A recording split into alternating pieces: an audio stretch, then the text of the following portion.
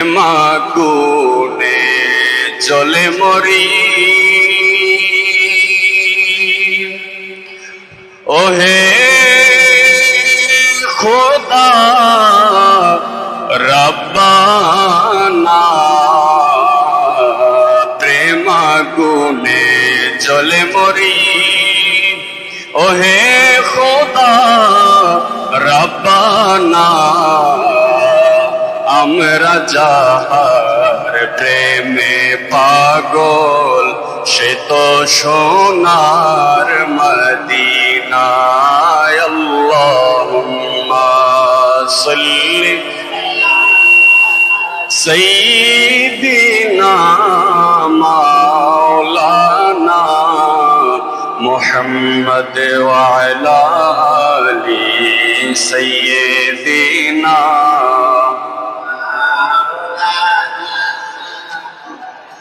اللهم صل على سيدنا مولانا محمد وعلى آل سيدنا।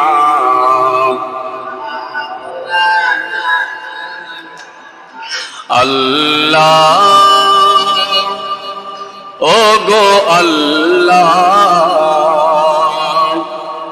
ক্ষমা করে দাও, মাফ করে দাও, ক্ষমা করে দাও, মাফ করে দাও। আল্লাহ ওগো আল্লাহ, ক্ষমা করে দাও, মাফ করে দাও, ক্ষমা করে দাও, মাফ করে দাও। যত দিনে জীবন বিনা বাঁচিবে,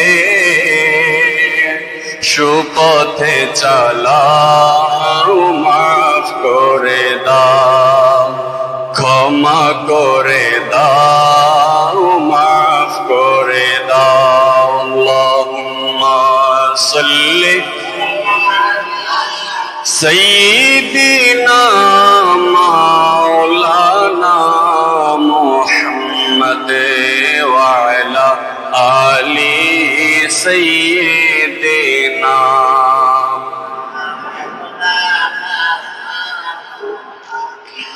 আমি নবীজির পাগল, আমি মদিনার পাগল।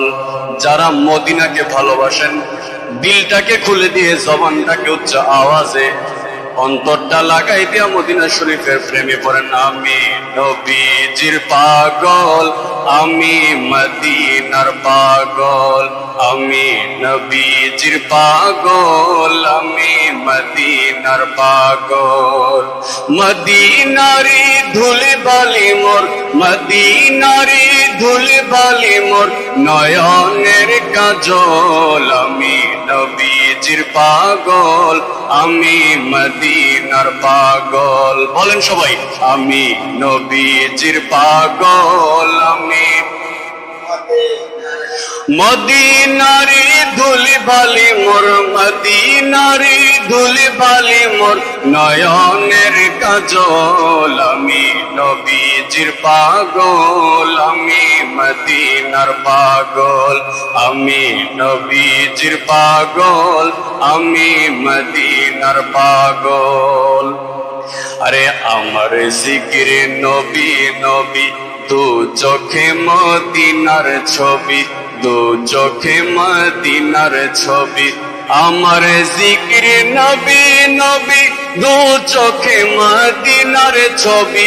নবীর প্রেমে দিতে রাজি, নবীর প্রেমে দিতে রাজি জীবনের সকল। আমি নবীজির পাগল, আমি মদিনার পাগল, আমি নবীজির পাগল, আমি মদিনারি ধুলি বালি মোর, মদিনারি ধুলি বালি মোর নয়নের কাজল। আমি নবীজির পাগল, আমি মদিনার পাগল, আমি নবীজির পাগল, আমি আমার সকল রোগের ওষুধ দয়াল নবীর সালাম দরুদ, দয়াল নবীর সালাম দরুদ, আমার সকল রোগের ওষুধ নূর নবীজির সালাম দরুদ, আমার সকল রোগের ওষুধ দয়াল নবীর সালাম দরুদ। ভক্তি মনে পড়ি যখন হই সুস্থ সবল, আমি নবীজির পাগল, আমি পাগল, আমি নবীজির পাগল, আমি মদিনার পাগল। নবীর আওলাদ যখন দেখি মনে বড় আশা রাখি, মনে বড় আশা রাখি, নবীর আওলাদ যখন দেখি মনে বড় আশা রাখি, চরণে দুটি ধৌত করি দিয়ে চোখের জল, আমি নবীজির পাগল, আমি মদিনার পাগল, আমি নবীজির পাগল, আমি পাগল। মদিনারি ধুলি বালি মোর, মদিনারি ধুলি বালি মোর, নয়নের কাজল, আমি নবীজির পাগল, আমি মদিনার পাগল, আমি নবীজির পাগল, আমি মদিনার পাগল। সকল বলি আলহামদুলিল্লাহ। আল্লাহ পাকের দরবারে লক্ষ কোটি শুকরিয়া যে মহান রব্বে করিম আল্লাহ পাক কত দয়া মায়া করে আমাকে আপনাকে দুনিয়ার হাজারো কাজ থেকে, ব্যস্ততা থেকে আমাদেরকে এই পবিত্র জায়গার মধ্যে এসে বসে কিছু কথা বলার, শোনার তৌফিক দান করেছেন। শুকরিয়া তান সকলে উচ্চ আওয়াজে বলি আলহামদুলিল্লাহ। তারও সাথে সাথে লক্ষ কোটি বেশমার বেহাদ দরুদ সালাম বর্ষিত হোক কুল কায়নাতের নবী, নবী আখিরুজ্জামান হুজুর আহমদ মুস্তাফা মুহাম্মদ মুস্তাফা সাল্লাল্লাহু তাআলা আলাইহি ওয়াসাল্লামের উপর। সকলে বলি আমিন। ভাইরা আমার, আজকে সফর মাসের প্রথম জুমা, মুহররম সফর। এই সফর মাসের আজকে পেহলা জুমা, প্রথম জুমা। আল্লাহ পাক যেন আমাদেরকে এই জুমার দিনের ফজিলত এবং বরকত দান করেন। সকলে বলি আমিন। এই সফর মাসে অনেক আউলি কেরাম বুজুর্গানে দ্বীনের ওয়াকিয়া রয়েছে, ঘটনা আছে। তিনাদের অনেক ঐতিহাসিক ঘটনা এবং তিনাদের উরুস এই পবিত্র মাসে। যাই হোক, আমরা আজকে আলোচনা বিষয় নিয়েছি বিশৃঙ্খলা ও সন্ত্রাসের ভয়াবহ পরিণাম।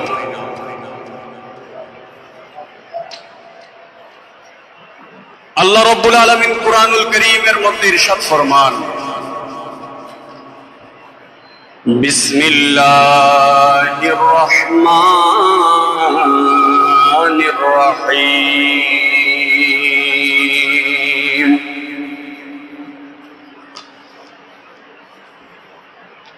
তাআওয়ানু আলাল বিররি ওয়াত তাকওয়া ওয়া লা তাআওয়ানু আলাল ইসমি ওয়াল উদওয়ান। সাদাকাল্লাহুল মাওলানাল আযীম ওয়া সাদাকা রাসূলুহুন নবিয়্যুল হাবিবুল কারীম। আল্লাহ পাক সূরা মাইদার 2 নম্বর আয়াতের মধ্যে রব্বুল আলামিন ইরশাদ ফরমান,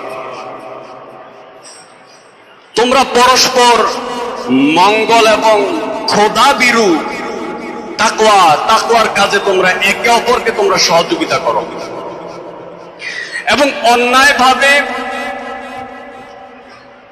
সীমা লঙ্ঘন কাজে একে অপরের সাহায্য করিও না। এটা কার কথা? আল্লাহর কথা। আল্লাহ বলতেছেন যে তোমরা একে অপরকে পরস্পর মঙ্গল মানে ভালো এবং খোদা ভীরুতার কাছে মানে আল্লাহ পাককে ভয় করার ব্যাপারে তো মুসলমান তোমরা একে অপরকে তোমরা সাহায্য করো। এরপরে রব্বুল আলামিন ইরশাদ ফরমাচ্ছেন যে অন্যায় এবং সীমা লঙ্ঘন যে কাজ হয় ওই কাজের মধ্যে তোমরা একজন আরেকজনকে কখনোই তোমরা সাহায্য করিও না। জোরে বলেন আল্লাহু আকবার।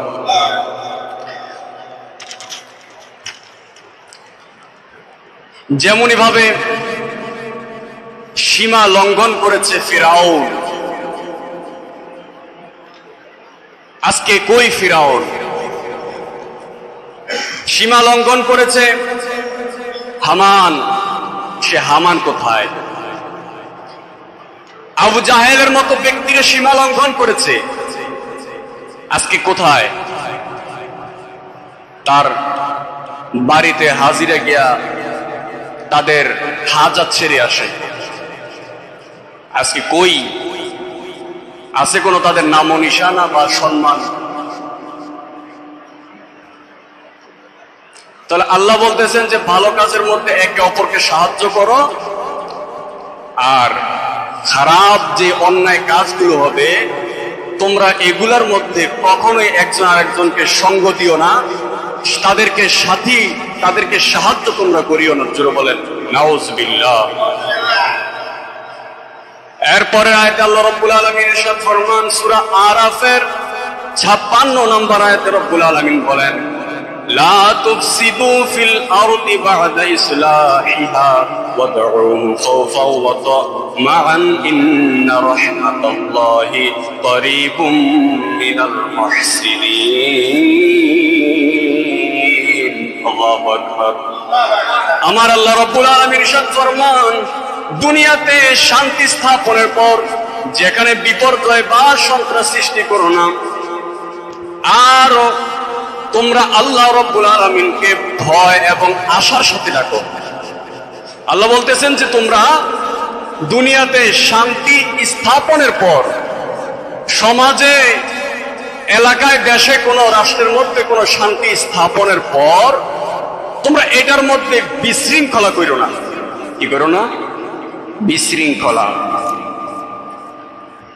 যেটা আমাদের দেশের মধ্যে কিছুদিন পর পর এটা একটা মাথা গজায়। আমরা এই ব্যাপারে কথা বলবো। এবং আল্লাহ বলতেছেন যে তোমরা আল্লাহর কাছে চাইবা কিভাবে? তুমি বান্দা, তুমি খোদার কাছে কেমনে চাইবা? আল্লাহর কাছে আখিরাত কিভাবে কামনা করবে?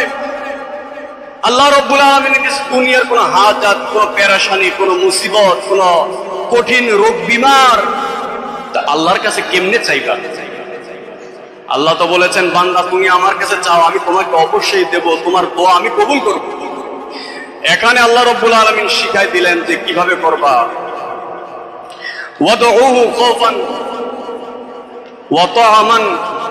আল্লাহ রাব্বুল আলামিন এখানে বললেন যে আল্লাহকে কাছে এমন ভাবে চাও ভয় এবং আশা সহকারে। সুবহানাল্লাহ বলেন। তাহলে আল্লাহর কাছে চাইতে হবে ভয় নিয়ে এবং আশা নিয়ে। রবের দরবারে ভয় রাখতে হবে। আমার মুরব্বী বাবারা, আল্লাহ রাব্বুল আলামিনকে ভয় করতে হবে।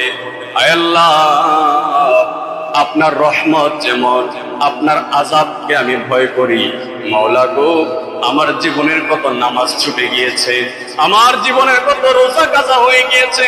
আল্লাহ, আমার জীবনের কত পাপ হয়ে গিয়েছে। ফজরের নামাজের আযান দে মসজিদে, আর আমি ওই আরামের ঘুমের মধ্যে আমি শুয়ে রয়েছি। ফজরের আজান দেয় মসজিদের মধ্যে মুয়াজ্জিন সাহেব, আর আমি নামাজ না পড়ে, আমি রোজা না রেখে, আমি আল্লাহ তুমি আমাকে বারবার ডেকেছ। আল্লাহ মুয়াজ্জিন সাহেবকে দিয়ে বারবার 5 ওয়াক্ত নামাজের মধ্যে মসজিদের মধ্যে ভালো কাজের মধ্যে ডেকেছ। আল্লাহ আমি সারা দেই নাই মাওলা, তুমি নারাজ হয়ে গিয়েছ। 1 ওয়াক্ত নামাজ কাজা করলেন কত লক্ষ বছর জাহান্নামের আগুনে আযাবের মধ্যে থাকতে হয়। যদি নিজের জিন্দেগির হিসাব আমরা নিজে নিজে করি, আজকে যদি এই নিজের হিসাব নিজে করি, তাহলে দেখা যায় মাওলা আল্লাহ আমি জাহান্নামের হকদার। আমি কোথায় হকদার? জাহান্নামের হকদার আমি। এই চিন্তাও আমাদের নাই, আমরা জাহান্নামের হকদার হয়ে গিয়েছি। এই যে আজকে দুনিয়ার জন্য কত পেরেশান, দুনিয়ার জন্য কত পেরেশান নাফরমানির মধ্যে আমরা রয়েছি। এই দুনিয়া দুনিয়া দুনিয়া করে আজকে আমরা কত কষ্ট করতেছি দুনিয়ার জন্য। কিন্তু আমার ভাই, ও মুরব্বী বাবারা, যদি প্রশ্ন করি ভাই এই দুনিয়াটা কি স্থায়ী নাকি অস্থায়ী, আপনি উত্তর দিবেন অস্থায়ী। আপনি আজকে যুবক রয়েছেন, কালকে আপনি বৃদ্ধ হবেন না। আজকে আপনি শিশু রয়েছেন, আগামীতে আপনি যুবক হবেন। আজকে আপনি বৃদ্ধ হয়ে গিয়েছেন, মওত কখন এসে যায় বলা যায় না। আজকে আপনার এত কিছু থাকার পরে আরো বলতেছেন যে আরো লাগবে। ঘর আছে, ঘরটারে আরো সাজাই। ঘর নাই, টিনের ঘর রয়েছে, বিল্ডিং বানায়, বিল্ডিং রয়েছে 3 তলা 4 তলা 5 তলা করি। আমি না করতে বলতেছি না, কিন্তু আমার ভাই এই সব জিনিসপত্রগুলো হচ্ছে অস্থায়ী। অস্থায়ী আপনি আজকে করতেছেন, আপনার সন্তানরা ভোগ করবে। আপনার সন্তানরা চলে যাবে, তাদের সন্তানরা ভোগ করবে। কি বলেন, মিথ্যা বললাম? আজকে আপনি আছেন, আমি আছি, মওত কার কখন এসে যায় বলা যায় না। ছোট বাচ্চা থেকে বৃদ্ধ পর্যন্ত কত মানুষ জানাজা পড়েছি, কিন্তু আমার জানাজা কখন কে পড়ে এটা কেউ বলতে পারবে? কি বলেন, বলতে পারবে? কেউ বলতে পারবে না যে আমার জানাজা কে পড়বে। কত মানুষ দেখেছি সকালবেলা দোকানের মধ্যে নাস্তা করলো, বিকালবেলা আসতে আসতে খবর শুনে লোকটা মারা গিয়েছে। রাত্রে মুরব্বীদের সাথে দোকানের মধ্যে চায়ের দোকানে আড্ডা দিয়ে গিয়েছে। কত সুন্দর কথা, কত সুন্দর আলাপ আলোচনা করে গিয়েছে। কিন্তু সকালবেলা ফজরের সময় সবাই ঘুমের মধ্যে মুয়াজ্জিন সাহেব মসজিদের মধ্যে ডাক দিয়ে বলে, একটি সুখ সংবাদ, অমুক এলাকার অমুক লোক ইন্তেকাল করেছে। আপনি যখন ফজরের নামাজটা না পড়ে ঘুম ভাঙার পর শুনলেন ওই লোকটা মারা গিয়েছে, হায় রে আফসোস করে বললেন, আরে আমার ওই মুরব্বীটার সাথে, আমার ভাইটার সাথে আমি গতকাল রাত্রেও আমি কথা বলেছি, কিন্তু তার হায়াত কেমনেতে মরে গেল। আরে তার স্ট্রোক হলো না কোন রোগ হলো? নয় নয় নয় ভাই, যখন তার হায়াত শেষ হয়ে যায় দুনিয়াতে, যখন তার হায়াতের বাজেট শেষ হয়ে যায়, দুনিয়ার কোনো মানুষ ধরে রাখতে পারবে না। দুনিয়ার কোনো এমপি মন্ত্রী, কোনো জজ ব্যারিস্টার কোনো সময় ধরে রাখতে পারবে না। হায়াতের বাজেট শেষ, আজরাইল যখন সামনে চলে আসবে, ওই সময় কোনো অজুহাত চলবে না, কোনো অজুহাত চলবে না। আজকে যদি জিজ্ঞাসা করি আপনার এই দুনিয়াটা কি স্থায়ী না অস্থায়ী, বলবেন হুজুর অস্থায়ী। তো এই অস্থায়ী জিন্দেগির জন্য কেন এত লাফালাফি আমরা করি? এই অস্থায়ী জিন্দেগির জন্য কেন এত পেরেশান আমরা হয়ে যাই? আর আল্লাহর হাবিব সাল্লাল্লাহু আলাইহি ওয়াসাল্লামের মাধ্যমে আল্লাহ রাব্বুল আলামিন আমাদেরকে জানিয়ে দিয়েছেন, ওই যে আখিরাত তোমাদের জন্য রয়েছে। এই দুনিয়াটা হচ্ছে একটা বাজার, এই দুনিয়াটা হচ্ছে একটা বাজার, এই দুনিয়াটা একটা বাজারের মতো। এখান থেকে যা বেশি বেশি যে ভালো ভালো জিনিস খরিদ করবে, তার ঘরের মধ্যে ভালো ভালো জিনিস রান্না হবে।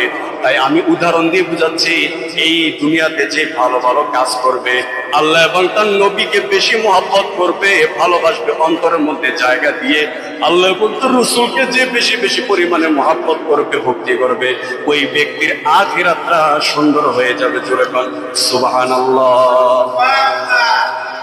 আল্লাহর নবী বলেন, আখিরাত তোমরা আল্লাহ রাব্বুল আলামিনের কাছে যখন চাও, আখিরাতের বিষয় চাও।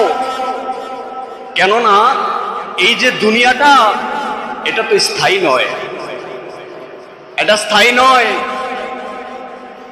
আর আপনাদেরকে যদি বলি যে এই মসজিদ থেকে আপনারা জুমার নামাজ পড়ে বের হতে পারবেন, গ্যারান্টি কেউ দিতে পারবেন?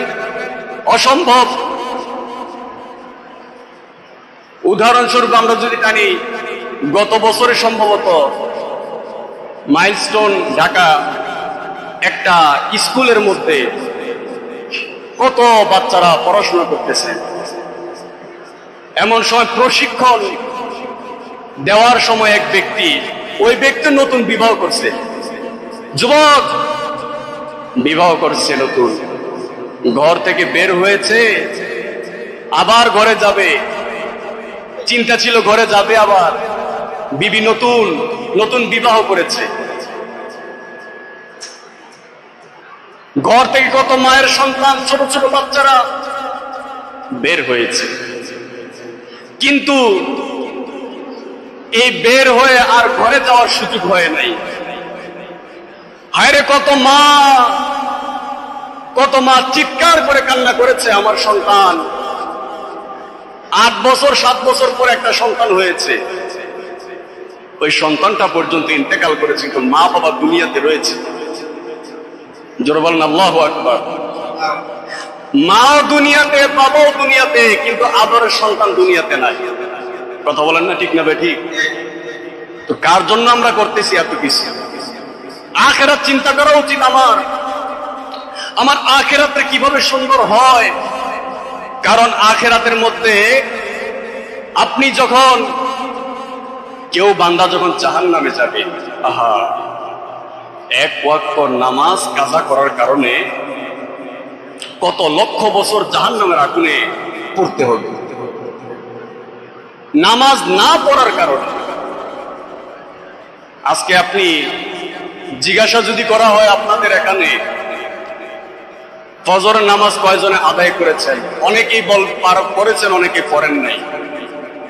যারা পড়ি নাই, এই টেনশন কি কখনো আমাদের মাথার মধ্যে আসছে যে আল্লাহ আমারে ফজর নামাজ না পড়ার পরেও সকালের খানা রিজিক আল্লাহ আমার থেকে নেয় নাই?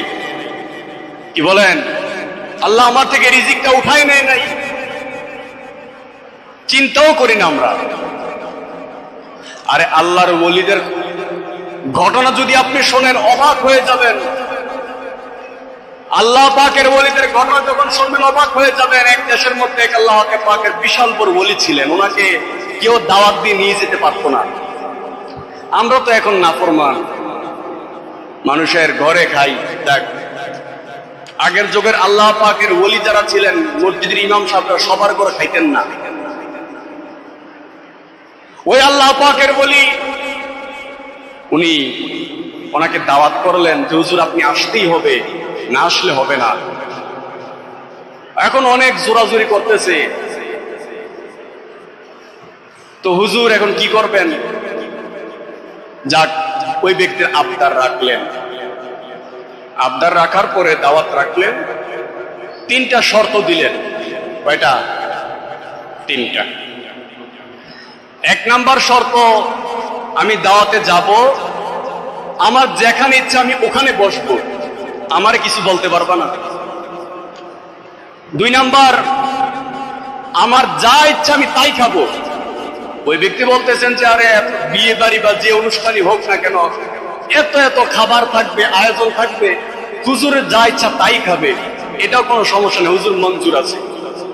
3 নাম্বার, আমি যা ইচ্ছা তাই করব, বাধা দিতে পারবে না। ঠিক আছে হুজুর, আপনার যা ইচ্ছা তাই করেন, কিন্তু আপনি আমার বাড়িতে আসতেই হবে। হুজুর দাওয়াত গ্রহণ করলেন, যে ওই ব্যক্তিও চলে গেলেন। যাওয়ার পর ওই দিন সময় আসলো, মেহমান কত মানুষ আসলো ওই বাড়ির মধ্যে। আসার পর এবার ওই আল্লাহ পাকের যিনি ওলি ছিলেন উনিও আসলেন। আসার পর আমার ভাইয়েরা এখান থেকে গভীর মনোযোগ দিবেন। ওই আল্লাহর বান্দা, ওই আল্লাহর ওলি আসার পর সমস্ত মানুষ যেখানে জুতা রাখে, জুতা যেখানে মানুষ রাখে, ওই জুতার রাখার জায়গার মধ্যে ওই আল্লাহর ওলি বসে গেলেন। জোরে বলেন আল্লাহু আকবার। ওখানে বসে গেলেন। এবার ওই ব্যক্তি, দাওয়াতওয়ালা ব্যক্তি আসলেন, হুজুর আপনি এখানে কেন বসলেন? হুজুর আপনার জন্য শাহী শাহী জায়গা, বড় বড় সোফা আপনার জন্য রেডি করে রেখেছি, কত দামি দামি চেয়ার আপনার জন্য আমি রেডি করে রেখেছি, আপনি এখানে কেন বসলেন? হুজুর আমার, আপনি ভালো জায়গায় বসেন। হুজুর বললেন, আমি তোমার শর্ত দিছি, আমি যে জায়গায় ইচ্ছা ওই জায়গার মধ্যে বসবো, আমারে বাধা দিতে পারবা না। এরপর দ্বিতীয় ওই আল্লাহ পাকের বলি, আল্লাহ পাকের মাহবুব বান্দা নিজের ব্যাগ থেকে একটা রুটি বার করলেন, শুকনা রুটি। শুকনা রুটি বের করে ওই শুকনা রুটিটা উনি খেলেন। এবার খাওয়ার পর যেখানে রান্না করা হয়, ওনারা বলতেছেন, হুজুর এত এত রান্না করেছি, আপনি আজকে আমাদের রান্না করা খাবারটা খান। হুজুর বললেন, আমার যা ইচ্ছা আমি তাই খাবো, শর্ত দিয়েছি, তুমি কিছু বলতে পারবা না। 3 নাম্বার, আমি যা ইচ্ছা তাই করব।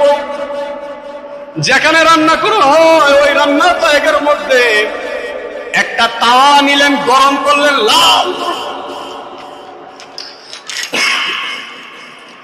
লাল গরম করে ওই তাওয়ার উপর উনি খালি পায়ে দাঁড়াইলেন। আর দাঁড়ানোর পরে এই খালি পায়ে দাঁড়াইয়া আল্লাহ পাকের দরবারে বললেন, আল্লাহ তোমার এই রিজিক আমি খেয়েছি, এই রিজিক আমি খেয়েছি, আল্লাহ তুমি আমার খাওয়াইছো। ওই অনুষ্ঠানের সব মানুষ কান্না শুরু করে দিল, হাও মাও করে কান্না শুরু করে দিল। আর উনি নামার পর বলতেছেন, তোমরা যতজনে যত খাবার খাইছ, এই তামার উপর দাঁড়িয়ে, এই লাল টকটকে লাল এই তাওয়ার উপর দাঁড়িয়ে আল্লাহ পাকের কাছে আজকে সারা দিনের হিসাবটা দাও না, আজকে সারা দিনের হিসাবটা দাও। আমার ভাইয়েরা, এখান থেকে অনেকগুলো বিষয় শিক্ষা করার। আজকের এই 50 বছর 60 বছর জিন্দিগি, এই জিন্দিগির মধ্যে কত খাবার খাইলাম, কত কিছু করলাম, কত কিছু আমরা করেছি, কত কিছু আমরা করলাম, কিন্তু এর হিসাবটা দিতে হবে কাল কিয়ামতের ময়দানে। 50,000 বছরের মধ্যে আল্লাহ হিসাব নেবেন। ওই দিন আজকে সূর্য, মসজিদের মধ্যে কত সুন্দর সুন্দর ফ্যান লাগাইছেন, আজকে কত সুন্দর ছাদ ঢালাই আপনারা করেছেন, টাইলস করেছেন, কি সুন্দর গরমের মধ্যে মাঝে মধ্যে একটু ঠান্ডা লাগে। কিন্তু সূর্য আজকে পৃথিবী থেকে কত দূরে। এই সূর্য যখন আমাদের মাথার কাছে চলে আসবে, কিতাবের মধ্যে বলা হচ্ছে মানুষের মাথার মগজগুলো টকবক টকবক করে গলে পড়বে, মানুষ ঘামের সাগরের মধ্যে মানুষ সাঁতরাতে শুরু করবে, মানুষের এমন অবস্থা হয়ে যায়। মানুষ কারা? আমি আপনি, আমি আমি আমি মানুষকে আমি মনে করি না। এই জিনিস আমাদের উচিত না চিন্তা করা যে আমি পার পেয়ে যাব। হিসাব হবে, সব কিছুর হিসাব হবে। আজকে একদিনের খাবারের হিসাব একটা গরম লোহার উপর আমরা দাঁড়ায় আমরা দিতে পারতেছি না। ওই আল্লাহ পাকের ওলি ওখানে দাঁড়াইছেন, হিসাব দিয়েছেন আল্লাহ পাকের দরবার, আল্লাহ তুমি আমার খাওয়াইছ। মানুষ তো ভয়ে কান্না শুরু করে দিলেন। আর এত বছর জিন্দিগির মধ্যে আমরা আল্লাহর নাফরমানি কত করলাম। এই হাসরের ময়দানে আমরা আল্লাহর দরবারে দাঁড়াবো কিভাবে, কোন মুখ নিয়ে আমরা দাঁড়াবো? ফজরের নামাজের আজান হয় মসজিদের মধ্যে, নামাজের মধ্যে আসার সুযোগ হয় না, কিন্তু ঠিকই 3টা বাজে 2টা বাজে যখন খেলার সময় হয়ে যায়, ওই সময় খেলার মধ্যে যাওয়ার জন্য মুসলমানের সন্তানটা পাগল হয়ে যায়। জোরে বলেন না নাউজুবিল্লাহ। চিন্তা করেন তো ভাই, একটু গ্যাস লাইট যাদের আছে, গ্যাস লাইটটা জ্বালায় সামান্য আগুনের মধ্যে হাতটা দিয়েন, চামড়া জ্বলে যাব। আর যারা গরম চুলার মধ্যে একটা হাতটা দিয়ে দেখেন, হাত কি থাকবে না? জ্বলবে, জ্বলে পুরো শেষ হয়ে যাবে। আর এই শরীর যখন জাহান্নামের মধ্যে দেওয়া হবে, এই শরীরটা যখন জাহান্নামের আগুনের মধ্যে দেওয়া হবে, দুনিয়াতে আপনি আগুনের মধ্যে ফুরে গেলেন, মরে গেছেন, কিন্তু জাহান্নামের মধ্যে কোনো মওত নাই, আখিরাতের কোন মধ্যে কোনো মওত নাই। যারা জাহান্নামে থাকবে সব কিছু জ্বলে ঘুরে সব শেষ হয়ে যাব, মানুষ আল্লাহর কাছে কইব, আল্লাহ মানুষকে আমরা এই জাহান্নামী চিন্তা করেন না যে আরেকজন, আমি নিজের কথা চিন্তা করেন। কারণ আপনি যখন একজনের বিরুদ্ধে একটা আঙ্গুল দিবেন, বাকি 3 আঙ্গুল নিজের দিকে আসে। তো জাহান্নামের মধ্যে যখন আমাদেরকে দেওয়া হবে, ওই সময় কোনো মওত হবে না, জ্বলে পুরো সব শেষ হয়ে যাবে, ওখানে মৃত্যু হবে না, আবার এগুলা আগের মতো হয়ে যাবে, আবার আযাব শুরু হয়ে যাবে। জোরে বলেন নাউযুবিল্লাহ। আর ওই দিক দিয়ে যারা জান্নাতে চলে যাবেন, এবার আসেন জান্নাতে কারা যাবেন? কারা যাবেন? তারা যারা আল্লাহর ইবাদত করেছেন, যারা হারাম থেকে বেঁচেছেন, যারা আল্লাহর হুকুম অনুযায়ী চলেছেন, যারা আল্লাহর হাবিবকে মহব্বত করে নবী মুস্তাফার কথা অনুযায়ী চলেছেন, যারা নবী মুস্তাফার কথা অনুযায়ী মা বাবাকে ইজ্জত করেছেন, যারা নবী মুস্তাফা করিম সাল্লাল্লাহু আলাইহি ওয়াসাল্লামের কথা অনুযায়ী মানুষের উপর দয়া করেছেন, যারা আল্লাহর হাবিবকে মহব্বত করে নবীজি সাল্লাল্লাহু আলাইহি সাল্লামের কথা অনুযায়ী চুলটাকে আমার নবীর সুন্নত অনুযায়ী রেখেছেন, জান্নাতে যাবে তারা যারা আল্লাহ পাকের হুকুম অনুযায়ী মসজিদের মুয়াজ্জিন যখন 5 বার আল্লাহু আকবার বলে, হাইয়া আলাস সালাহ হাইয়া আলাল ফালাহ বলে বান্দাকে যখন ডাকে, ওই বান্দা আল্লাহর ডাকে সাড়া দিয়ে মসজিদের মধ্যে চলে আসেন, আল্লাহ রাব্বুল আলামিন তাদেরকে জান্নাতে দিবেন। আল্লাহর তার হাবিব সাল্লাল্লাহু আলাইহি সাল্লামের উম্মতের মধ্যে আশিক যারা, ঈমানদার যারা, আল্লাহ তাদেরকে জান্নাতের মধ্যে দিবেন। আর ওই জান্নাতের মধ্যে না মওত হবে না কোনো কিছু হবে। এই দুনিয়াতে আপনি একটা নিয়মের মধ্যে থাকেন, কিন্তু আখিরাতের মধ্যে না কোনো নিয়ম আছে না কোনো কিছু আছে। আল্লাহ বলেন, বান্দা যা ইচ্ছা তাই করো, বান্দা যেটা ইচ্ছা সেটাই করো, তোমার জন্য আজকে রয়েছে রবের পক্ষ থেকে বড় বড় বিশাল বিশাল বড় নিয়ামত। এই নিয়ামত তুমি আজকে উপভোগ করো। জোরে বলেন সুবহানাল্লাহ, আরো জোরে বলেন সুবহানাল্লাহ। কিন্তু আজকে সেই নবীর কথা অনুযায়ী কি আমরা কতটুকু চলতেছি? কতটুকু চলতেছি? আমি যে কথাতে গিয়েছিলাম যে ঝগড়া, ফাসাদের, বিশৃঙ্খলা এবং সন্ত্রাসের ভয়াবহ পরিণাম, আজকে জান্নাতে কারা যাবে? জাহান্নামে কারা যাবে? জাহান্নামে আমরা যারা ফাসাদ সৃষ্টি করি, বড়দেরকে সম্মান করি না, ছোটদেরকে স্নেহ করি না।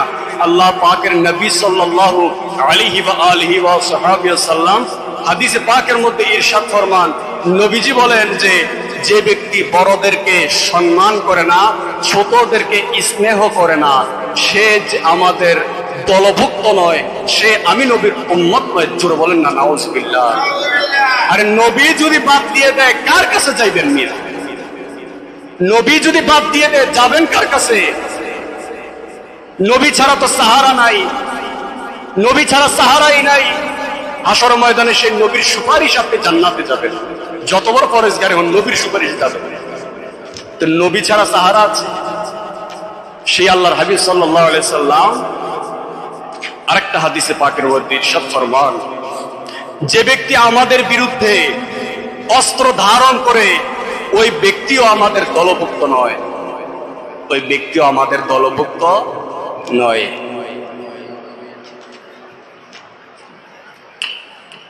এরপর আল্লাহর হাবিব সাল্লাল্লাহু আলাইহি সাল্লামের আরেকটি হাদিসে পাক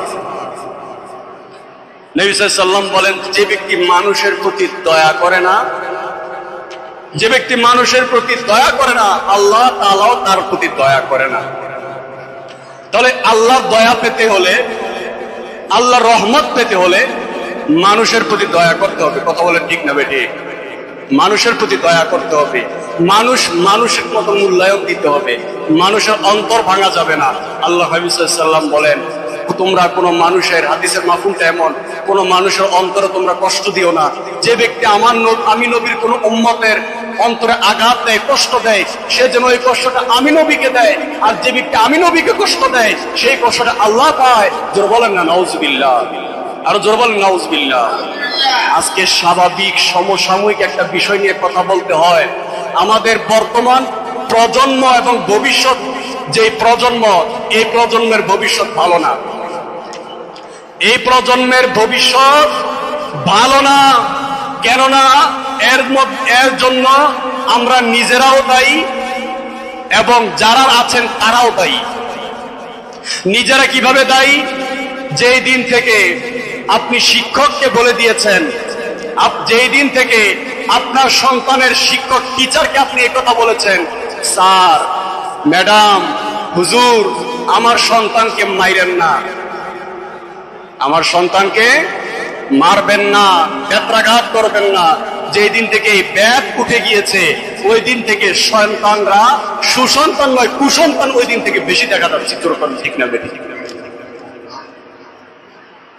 যে দিন থেকে সন্তানরা, মা বাবারা সন্তানদেরকে শাসন করা বন্ধ করে দিয়েছে, সন্তানের কথা অনুযায়ী বেশি বেশি আবদার পূরণ করা শুরু করে দিয়েছে, ওই দিন থেকে এই দেশের মধ্যে, আমাদের সমাজের মধ্যে ভালো সন্তানের জন্ম কম হচ্ছে, ভালো সন্তান দেখা যাচ্ছে কম, অভদ্র এবং বেয়াদব সন্তানের দেখা মিলছে বেশি। জোরে কর নাউজুবিল্লাহ। কি বলেন? আমি কি ভুল বললাম? কথাগুলো মনোযোগ দিয়ে শুনবেন, খুব মনোযোগ দিয়ে শুনবেন। সমসাময়িক একটা বিষয়, আমাদের শিক্ষার্থীরা একটা বিষয় নিয়ে, যাই হোক, ওনারা অভিযোগ তুলেছেন। এতটুকু পর্যন্ত ঠিক আছে, যদি সমস্যা হয় অভিযোগ তুলেছেন এতটুকু পর্যন্ত ঠিক আছে। এরপর থেকে যে আলামত শুরু করে দিয়েছেন, রাস্তাঘাটে মানুষের পথ বন্ধ করতেছেন। আরেকদিন, এই কয়েকদিন যা দেখতেছি, এক লোক উনি অফিসে যাচ্ছেন, অফিস করে বাড়িতে ফিরছেন, রাত প্রায় 8টা-9টার দিকে ওই লোকের মোটরসাইকেলের চাবি থামাই দিয়েছেন। এই সমস্ত বাচ্চারা, ছেলেরা, বয়স কত হবে? তার বাবার বয়সী লোকের গাড়ি চাবি নিয়ে নিছে। এটাই শেষ নয়, আরেকটা ঘটনা আপনারা দেখেছেন যে এক ছেলে তার দাদার বয়সী মুরব্বীর গায়ের মধ্যে পা তুলেছে। জোরে কর নাউজুবিল্লাহ। আচ্ছা বলেন তো, আপনাদের বিবেকের মধ্যে এগুলো কি ভালো সন্তান না বেয়াদব সন্তান? এর মতো বেয়াদব জাতি আল্লাহ দুনিয়াতে কতটুকু আছে আল্লাহ এবং তার রাসূল ভালো জানেন। আরে মানুষ, সন্তান পড়াশোনা করে, ছেলে মেয়েরা পড়াশোনা করে শিক্ষিত হবে, শুধু শিক্ষিত নয় সুশিক্ষিত হবে, মা বাবার কত ইচ্ছা থাকে, এগুলো ভালো মা বাবার কথা বলতেছি। ভালো মা বাবার একটা ইচ্ছা থাকে সন্তানটা ভালো মানুষ হবে। আমাদের দেশের মধ্যে পাঠ্য বইয়ের মধ্যে একটা কবিতাও রয়েছে, আমাদের দেশে হবে সেই ছেলে কবে, কথায় না বড় হয়ে কাজে বড় হবে। কিন্তু সেই সন্তান আমরা এখন আর দেখতেছি না, সেই সন্তান আমরা এখন আর পাচ্ছি না। কেন? কারণ মা বাবা শাসন বন্ধ করেছেন। কেন? আমার নবী বলেছেন, সন্তানদের উপর সব সময় বেত্রা তুলে রাখো, সব সময় সন্তানের মাথার উপরে এনে বেত্রা রাখো। যে সন্তান শাসন পেয়েছে বেশি ভালো, ওই সন্তান মানুষ হয়েছে ভালো। আগের যুগের যারা আছেন আপনারা, আপনাদের মধ্যে দেখবেন বেয়াদবি এমন একটা নাই। এখন 4-5 বাচ্চা যেমন একটা বেয়াদব হয়ে গেছে। জোরকর নাউজুবিল্লাহ। তাহলে এ দ্বারা আপনি কি বুঝলেন? আগামী প্রজন্ম, যেই ভবিষ্যতের কথা আমরা উজ্জ্বলের কথা বলছি, শিক্ষকের গায়ে পর্যন্ত হাত তুলে, মনে রাখবেন কিছু কাছে পাগল ছাগলের মতো রাস্তাঘাটের মধ্যে ঘুরে, 3টা জায়গায় যখন মানুষ বেয়াদবি করে, ওই সন্তানরা পাগল ছাগল হয়ে রাস্তাঘাটের মধ্যে ঘুরে বেড়ায়, সালা গায়ে দিয়ে রাস্তার মধ্যে ঘুরে। 1 নাম্বার যারা মা বাবার সাথে বেয়াদবি করে, 2 নাম্বার শিক্ষকের সাথে যারা বেয়াদবি করে, মানুষের অন্তরে কষ্ট দেয়, মুরব্বির সাথে যারা বেয়াদবি করে, এগুলোর ভবিষ্যৎ কখনোই কখনোই কখনোই ভালো হয় না। এগুলো পাগল হয়ে রাস্তাঘাটের মধ্যে ঘুরে। জোরে বলেন নাউজুবিল্লাহ। কারণ এগুলোর দ্বারা এর মধ্যে বদদোয়া চলে আসে। আর একটা শিক্ষক আপনাকে সুশিক্ষা দিচ্ছেন, আপনি তার দ্বারা উপকৃত হচ্ছেন, তার দ্বারা আপনি ইলম জ্ঞান আপনি অর্জন করতে পারতেছেন।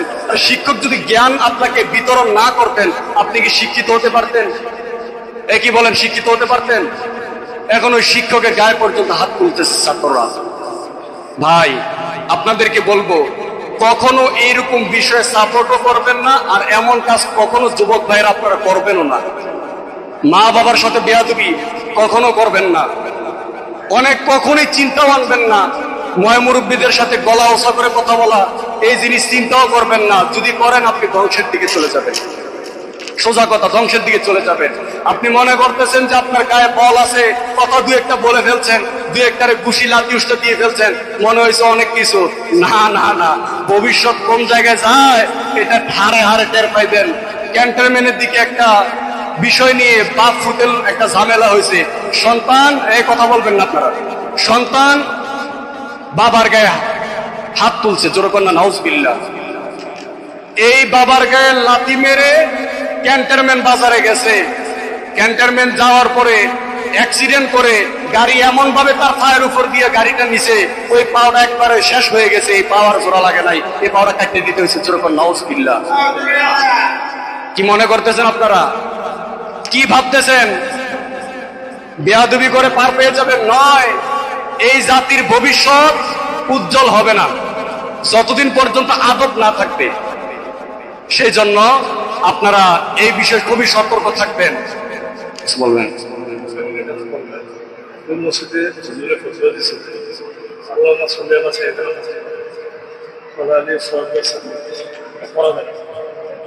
কি করতো?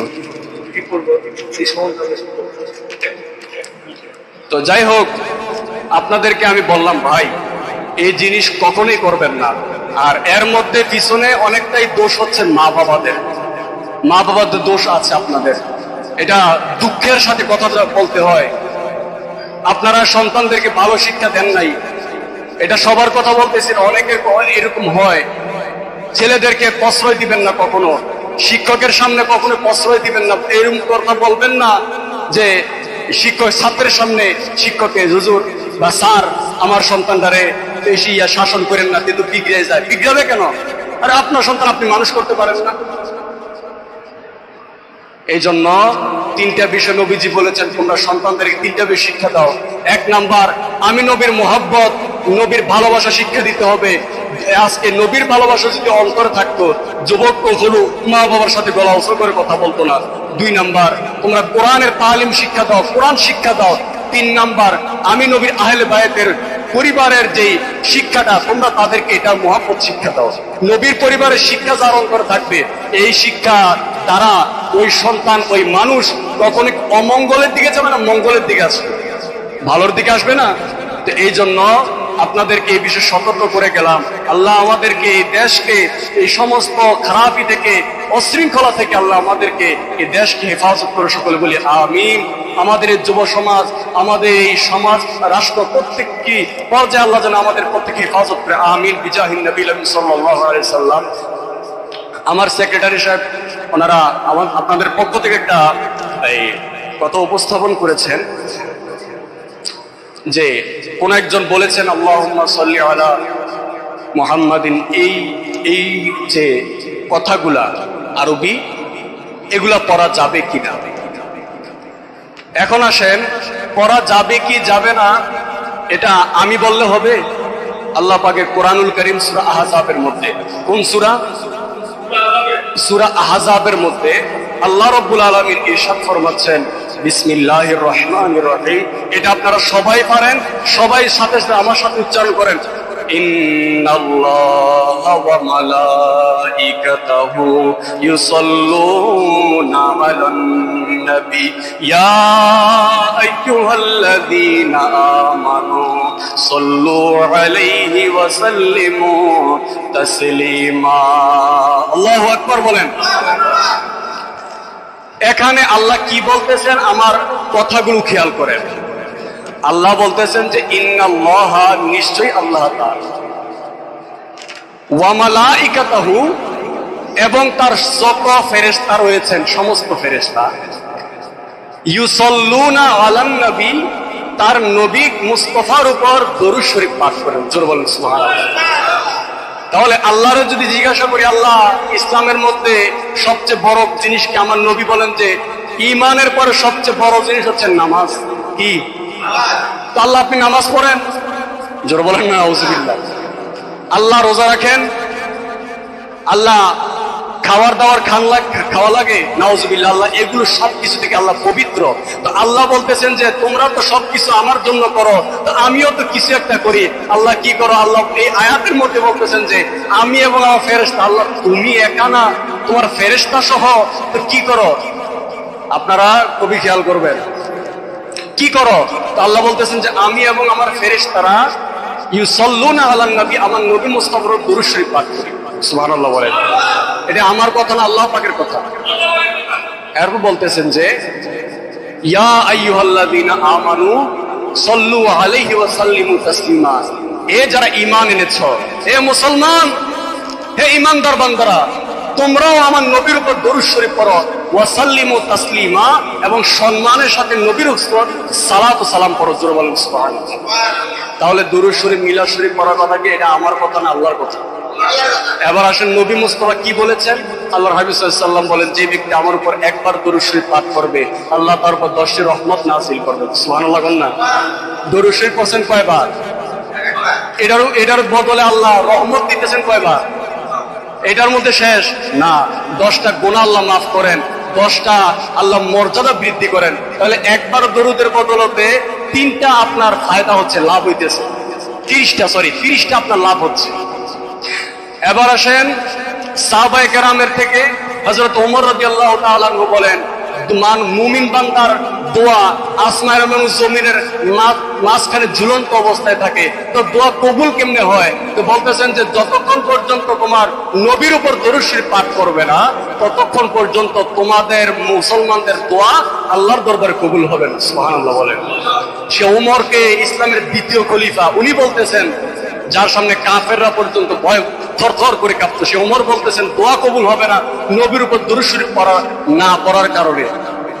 এবার আসেন, দরুদ কি শুধু দরুদ ইব্রাহিম নয়, দরুদ ইব্রাহিম নয়, দরুদ ইব্রাহিম ছাড়া আরো অনেক দরুদ শরীফ রয়েছে হাদিসে পাকের মধ্যে।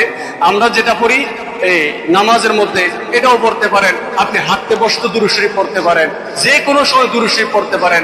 আপনার মসজিদ উদ্বোধন কিংবা দোকান উদ্বোধন, মাদ্রাসা উদ্বোধনের ভালো ভালো কাজে মিলাদ শরীফ আগে পড়া হতো, কিন্তু আজকে কিছু কিছু মৌলভী সাহেবের ফতোয়ার কারণে মানুষ মিলাদ দরুদ জিকির সব বাদ দিছে, ওই বলিউড তারকাদেরকে নিয়ে দোকান উদ্বোধন করে। নাউজুবিল্লাহ কর।